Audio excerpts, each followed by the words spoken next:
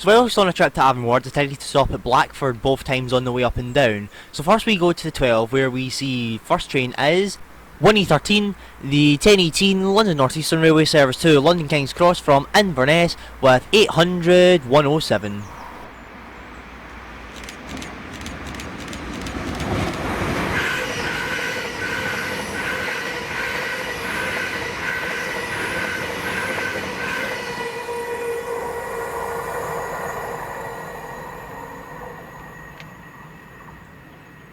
Then creeping up just shortly after was 1A57, the 1023 ScotRail service to Dundee from Glasgow Queen Street with 43175 and 43182.